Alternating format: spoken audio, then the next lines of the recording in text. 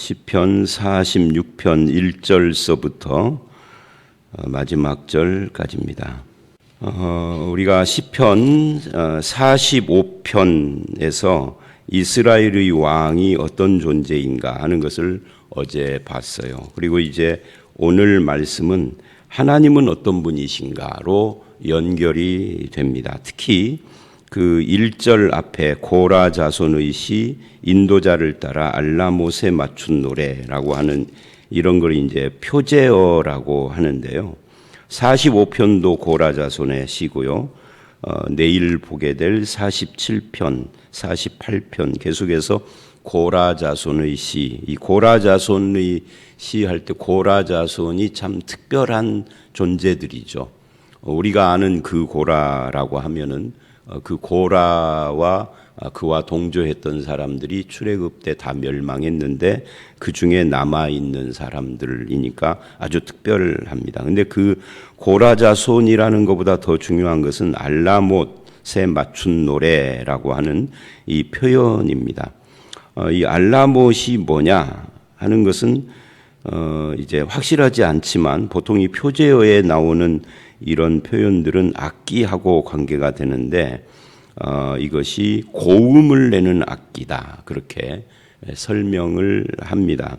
그러니까 지금 이스라엘의 왕은 누군가 하는 45편의 시 다음에 이어서 아주 고음으로 굉장히 높은 음으로 46편을 불렀다 하는 이야기죠. 근데 그 주제가 하나님은 누구신가예요.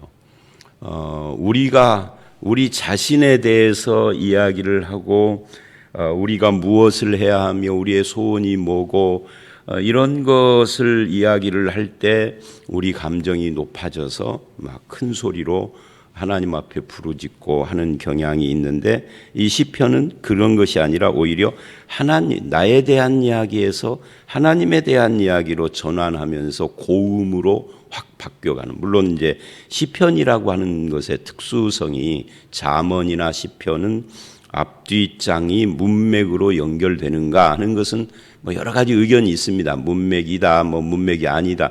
잠언 같은 데를 보면 1장부터 9장까지는 문맥이 있는데 10장 이후에는 문맥이 없어요. 그러니까 주제별로 막 나열된 것 같이 그렇게 보여요. 그것도 뭐 앞으로도 더 많은 연구가 있겠죠. 근데 시편도 그렇게 생각하는 분들이 있고 문맥이 있다라고 보는 분도 있고 또 시편이 이렇게 모아져 있기 때문에 뭐 여러 가지 의견이 있습니다. 그러나 왕에 대한 그 시에서 하나님에 대한 시로 이어지면서 이 배치 자체가 고음으로 그것을 말을 하고 있다는 것이 의미가 있습니다. 우리는 이제 원문을 읽는 사람들이 아니라 별로 이런 것에 대해서 감흥이 안 생기지만 이 표제어를 보면은 그렇다 하는 거예요. 그런데 그 고음으로 악기가 쭉 올라가면서 첫 마디가 하나님은 우리의 피난처시요 힘이시니라고 해요. 이 말씀 1절로 3절이 첫 번째 문단인데 1절로 3절 그 다음에 4절로 7절 8절로 11절 이렇게 세 문단으로 나누어서 이 본문을 볼 수 있어요. 근데 그 첫 번째 문단이 하나님은 우리의 피난처시요 힘이시니 하면서 나아가는 이 문단이 또 유명합니다. 왜 유명하냐면 이게 루터가 종교개혁을 할 때 이 구절을 근거로 해서 만든 찬송이 하나가 있어요. 그것이 내 주는 강한 성이요 하는 그 찬송입니다. 보름수 국회의사당으로 로마 천주교의 대표를 만나서 이제 뭐 토론을 한다라고 해야 할까 뭐 하여튼 보름수 국회의사당으로 가는데 사람들이 다 말렸어요. 가면은 죽는다. 그리고 전례가 있습니다. 전례가 뭐냐면 그 체코의 얀후스라고 하는 유명한 분이 바로 천주교와의 토론장에 초청을 받아 갔다가 잡혀서 화형당해 죽거든요. 100년 전 일입니다만은 그 얀후스가 화형당할 때 내 뒤에 내 뒤에 오는 이 루터하고 연결이 역사적으로 되는데를 언급을 하기도 했었는데, 루터도 지금 똑같은 그런 상황에 걸어가고 있는 겁니다. 사람들이 다 말렸죠. 가면은 죽는다. 저들이 지금 수단을, 잔꾀를 부려서 너를 잡아 죽이려고 지금 초청을 한 것이다 라고 하는데, 그때 루터가 보름수 국회의사당의 모든 기왓장이 마귀로 변한다 해도 나는 두렵지 않다 라고 하는 말을 하면서 바로 이 시편 46편 이거를 언급을 해요. 그래서 하나님은 우리의 피난처요 힘이시니 그러니 나는 두려워하지 않는다. 그분이 우리와 함께 하시니 11절. 그러니까 1절과 11절. 물론 이제 두 번째 문단에 하나님이 그 성중에 계심에라고 하는 말로도 연결이 됩니다. 그러니까 피난처와 힘이시니 우리의 도움이다. 그분이 그 성중에 계심에 5절, 그리고 11절에 우리와 함께 하시니 하나님 우리의 피난처시다. 이렇게 오늘 이 시편 46편의 문맥은 요 세 구절로 다 연결이 돼 있어요. 그러니까 이거를 지금 보면서 루터가 나는 두려워하지 않는다. 내 주는 강한 성이요라고 고백을 하게 했던 그런 말씀이다 하는 거죠. 하나님은 나의 피난처다. 이것은 루터만이 아니라 모든 예수님을 믿는 사람들의 고백이어야 하고 고백입니다. 하나님을 믿는 것이 우리의 가장 큰 백이죠. 환난 중에 만날 큰 도움이다. 그래서 환난을 인간이라면 환난을 다 두려워하죠. 근데 환난 중에도 돕는 분이 계시기 때문에 두려워하지 않는 것이지, 환난 자체는 우리에게 두려움을 줍니다. 그것이 어떤 경제적인 것이든 전쟁이 됐든 질병이 됐든 그 어떤 것이든, 그런데 그 가운데 우리의 피난처가 계시고 돕는 분이 계시고 나의 힘이 되시는 하나님. 그래서 하나님을 믿으면 내가 힘이 생기는 것이 아니라 나는 여전히 그냥 인간일 뿐인데 하나님이 힘이신 거죠. 이 부분에서 많은 분들이 조금 그 표현이 달라져요.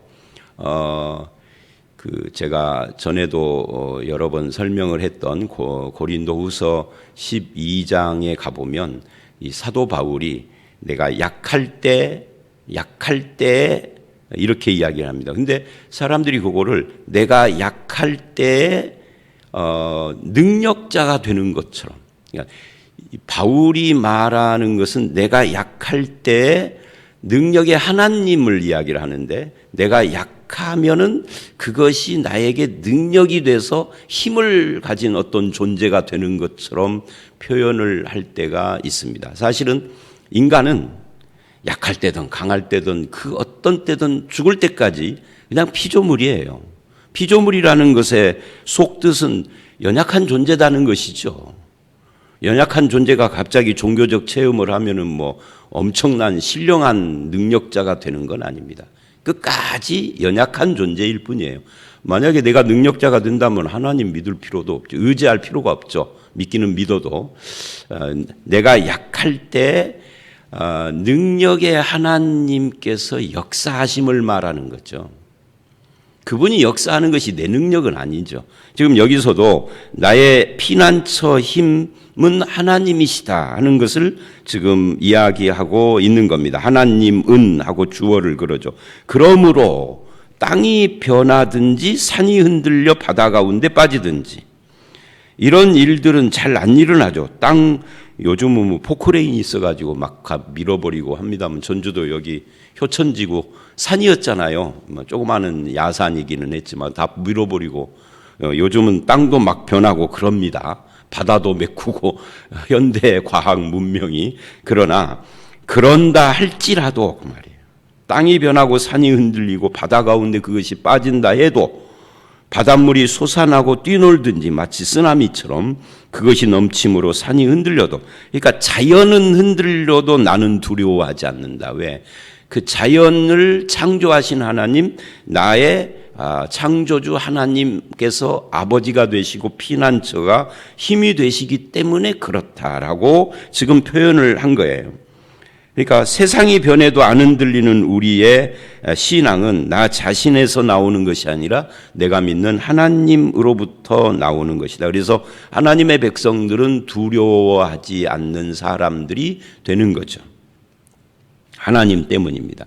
그리고 이제 4절서부터 7절까지 두 번째 문단입니다.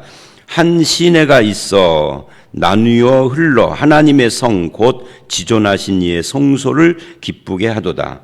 무엇이 하나님의 성도들에게 축복인가 하는 것을 지금 말하고 있어요. 하나님이 우리와 함께 하심이 축복이고 피난처로 삼고 요동치 않음이 축복인데, 여기서 이제 한 시내가 있어 하나님의 성 이렇게 이야기를 합니다.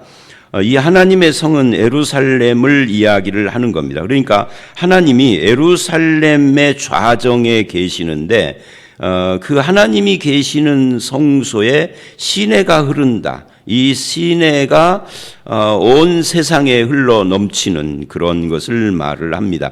그러니까 시내가 흐른다라는 말은 이게 생명과 관계되는 생명력 이런 것들을 이야기를 합니다. 하나님이 좌정하신 성, 그 성에 계시는 성소를 기쁘게 한다 라고 이야기를 하는데, 이 성소는 성전을 말하는 거죠. 그러니까 예루살렘이 특별한 것은 성전 때문이고, 성전이 특별한 것은 건물이 아름다워서가 아니라 하나님이 그 가운데 계심을 상징하기 때문입니다. 하나님이 우리 가운데 계신다, 이게 5절의 이 말씀이 두 번째 문단의 핵심인 거죠. 그래서 하나님이 계시는 그 성이기 때문에 흔들리지 아니할 것이라. 그러니까 1절로 3절에서 말한 우리는 두려워하지 않는다, 세상이 흔들려도 라고 하는 말씀하고 연결해서 예루살렘 성이 흔들리지 않는다. 왜? 하나님이 계시기 때문에. 성 자체가 튼튼해서가 아닙니다. 세상이 떠들고 요동하고 소란스러울 때에도 흔들리지 않는다. 6절 문나라가 떠들며 왕국이 흔들렸더니 그가 소리를 내심에, 하나님이 계셔서 소리를 발하시니 이 떠들던 세상 땅이 녹았도다. 이렇게, 이건 굉장히 상징적인 표현이죠. 언제 그런 일이 일어나느냐? 새벽에, 5절에 보니까 새벽에 하나님이 도우신다. 왜 하필 새벽일까요? 왜 저녁은 아니고 낮이 아닐까요?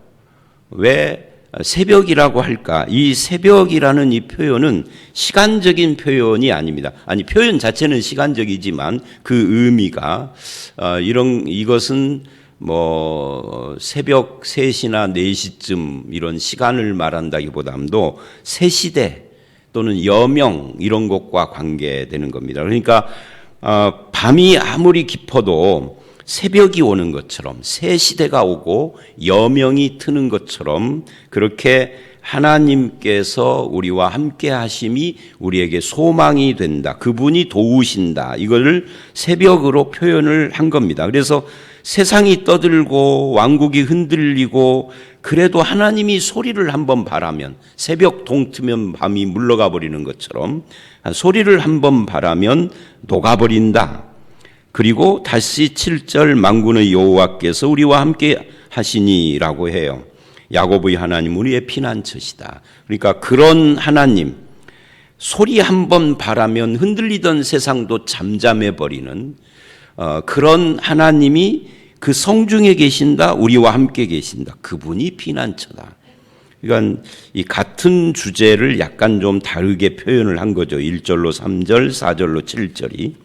그 다음에 8절은 11절에 와서라고 초청을 해요. 사람들에게. 너희는 와서 여호와께서 하시는 일, 행적을 봐라. 그가 땅을 황무지로 만드셨다. 하나님이 하시면 하신다. 그런 표현이죠. 하나님이 하시는 일을 너희가 눈으로 목격하라. 요즘 로마서 1장은 이런 것을 뭐라고 표현해요? 만물 가운데 계시는 하나님의 능력과 신성을 봐라 하는 것과 비슷한 거죠. 만물을 만물 가운데 능력과 신성이 보여 알게 됐다. 분명하게라고 하는 이 표현은 우리가 여기서 약간 좀 착각하는 것 중에 하나가 만물을 볼 때 아름다움만 말하는 건 아니에요. 우리가 이제 등산 같은 데 가면 이거 참 정말 멋지다 할 때 자함 아름다워라 하면서, 그런데 이제 그게 저도 익숙하고 여러분도 익숙한데 거기서 약간 우리가 착각하는 것이 만물이 아름다운 것만 하나님의 능력을 표현하는 건 아닌 거예요. 하나님의 능력과 신성이 아름다운 것에도 물론 나타나지만 여기처럼 다른 완전히 반대 땅을 황무지로 만드시는 거기에도 하나님의 능력은 있다 하는 거예요. 그래서 그것을 봐라. 하나님의 행적을 봐라. 하나님이 소리 한번 바라면은 녹아버린다, 땅이. 그리고 황무지로 변화시킬 수도 있다 하는 이야기를 지금 해요. 그가 땅끝까지 전쟁을 쉬게 하심이요. 그러니까 이 황무지로 만든다, 땅이 녹는다 하는 것과 이 전쟁 문제가 연결되어 있죠. 그래서 전쟁을 하나님이 소리를 바라시면 전쟁의 군사들이 몰려왔어도 히스기야에서 우리가 이사야에서 히스기야 사건을 보는 것처럼 그냥 18만 5천이 하루아침에 그 전멸을 당하거나 일부 도망가는 그런 일도 일어나는 것이다 하는 것을 말하고 있는 거예요.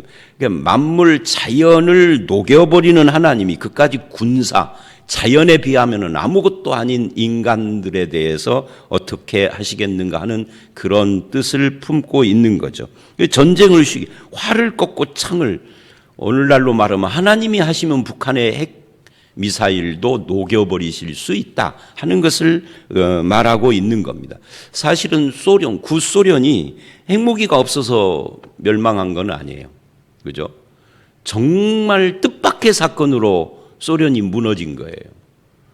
하나님이 누구를 들어 쓰실지 모르는 거죠. 이 고르바초프라든지 누구예요? 이제는 이름도 다 잊어버린 그 당시 사람들.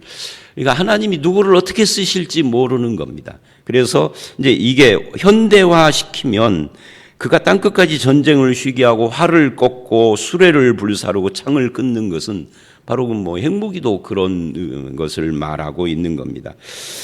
이르시기를 너희는 가만히 있어. 이 가만히 있어라는 말은 어디서 들어본 말씀이죠. 이스라엘에게는 우리보다 더 익숙할 거예요. 왜냐하면 이스라엘에 좀 성경 좀 안다 하는 사람들은 다 통째로 외우는 사람들이니까 성경을 통째로 외운다고 해서 신앙이 좋은 또는 신앙이 하나님 보시기에 온전한 것은 물론 아닙니다. 이스라엘의 예를 보면. 그러나 어쨌든 성경을 막 통째로 외우는 사람들이니까. 그럼 어디에서 이 말씀을 들은 것 같아요? 너희는 가만히 있어. 홍해바다 앞에서. 출애굽기. 너희는 가만히. 이거 복음송도 있잖아요. 너희는 가만히. 멜로디로 가만히 있어고 하는 그 복음송도 보니까 키가 이렇게 높이 올라가네요. 하나님됨을 알지어다. 그러니까 인간이 할 수 있는 일이 없는 거예요. 이 말씀도 오해를 하죠. 그러니까 인간이 뒷짐지고 감나무 밑에서 입만 벌리고 있어라, 그런 뜻은 아닙니다. 하나님이 하신다를 이렇게 표현을 한 겁니다. 야곱의 하나님은 우리 피난처시로다. 그래서 오늘 말씀은요, 전체가 1절로 다 끝난 거예요. 하나님은 피난처시고 힘이시고 환난 중에 만날 큰 도움이다. 땅이 변하고 산이 흔들리고 바다 가운데 빠져도 바닷물이 치솟아 올라 쓰나미가 몰려와도 우리는 두려워하지 않는 이유는 하나님이 우리와 함께 하신다. 하나님이 소리 한번 바라면 그냥 땅도 녹고, 하나님이 소리를 한번 바라면 마치 새벽에 밤이 물러가는 것처럼 전쟁의 군사들도 쉴 수밖에 없는 이런 하나님이 우리와 함께 하시는 피난처시다. 그러니 너희는 가만히 있어. 이 가만히 있어는 아무것도 하지 말고 뒷짐지라는 것이 아니라 하나님을 의지하라는 표현을 이렇게 하는 거죠. 홍해 바다를 가르시는 그 하나님을 의지하듯이 하나님을 의지하고 믿고 그 믿음 가운데서 하나님과 함께하는 삶, 이것이 신자의 삶입니다. 자, 오늘 여기까지 여러분은 하나님이 여러분의 인생의 피난처와 힘이 되고 있으십니까? 하나님이 우리와 함께 하신다라는 것을 이론이 아니라 실제로 믿고 주님을 바라보고 의지하고 함께 동행하는 저와 여러분들이 다 되시기를 주의 이름으로 축원합니다. 함께 기도하겠습니다. 하나님은 피난처의 힘이요 큰 도움이시고 하나님께서는 땅이 변하고 산이 흔들리고 바다가 솟아나도 두려워할 필요가 없다라고 말씀을 하시며 우리 가운데 계시는 하나님이심을 선포하셨습니다. 주님, 세상 나라가 떠들고 왕국이 흔들려도 하나님이 소리를 바라면 녹아버리는 것처럼 우리가 하나님이 함께 하심을 바라보고 가만히 주를 의지하며 소망하며 주님께 소망을 두고 우리의 삶에 흔들리지 않는 믿음으로 서게 하여 주시옵소서. 오늘날도 여전히 세상은 요동을 하고 큰 소리를 지르며 믿는 사람들을 두렵게 하지만 하나님은 그보다 더 크시고 세상을 주관하고 운행하시는 분이신 줄 믿습니다. 우리는 지금 일어나는 모든 일들의 이유와 목표와 그 까닭을 잘 알지 못하지만 하나님은 이를 통해서도 역사하시는 분이신 것을 믿사오니 주님 함께 하시사 주의 큰 뜻을 이루시고 믿음으로 주님께 소망 두며 흔들리지 않는 우리 모두가 되게 하여 주시옵소서. 예수님 이름으로 기도드려 싸움나이다. 아멘.